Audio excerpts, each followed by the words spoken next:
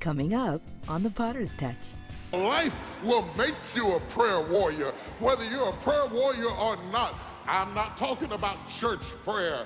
I'm talking about running around in your living room praying.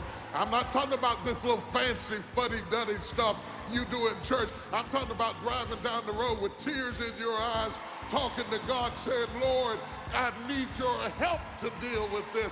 Oh, my God, somebody knows. Are there any prayer warriors in the house? This is the Potter's Touch.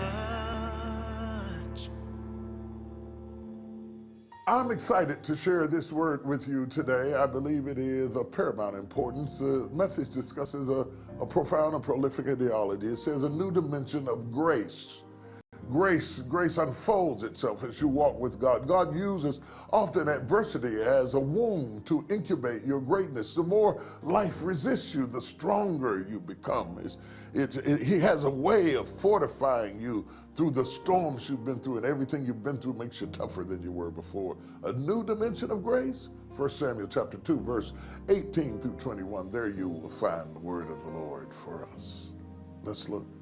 We begin here by understanding that it is in fact Hannah's affliction, the fact that her womb has been shut up and that she is childless,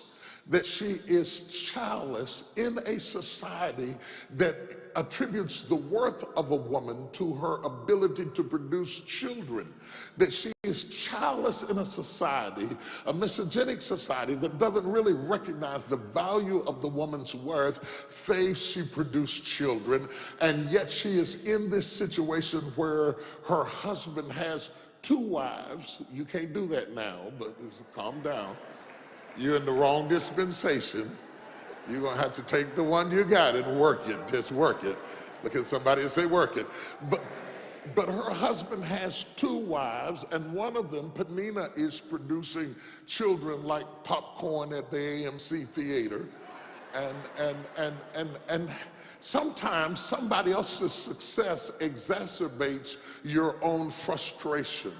It is seeing somebody else's accomplishment that reminds you that you have not done as much as you'd like to do. It's knowing that they're your age or younger that you begin to say, look at what they did at 30 years old and look at where I am.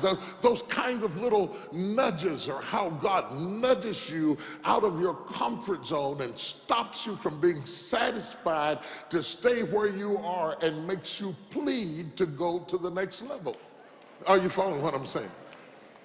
So Hannah has a strong desire to produce a child. And I want you to understand, just because she is childless does not mean she is graceless. Just because she is childless does not mean that she is graceless. Now, what do I want you to get out of that? Just because an area of your life is not functioning the way you want it to function does not mean that there's not grace in your life. Sometimes when something isn't working right, it becomes so big to you that you fail to acknowledge that there is grace in other areas. Oh, y'all don't hear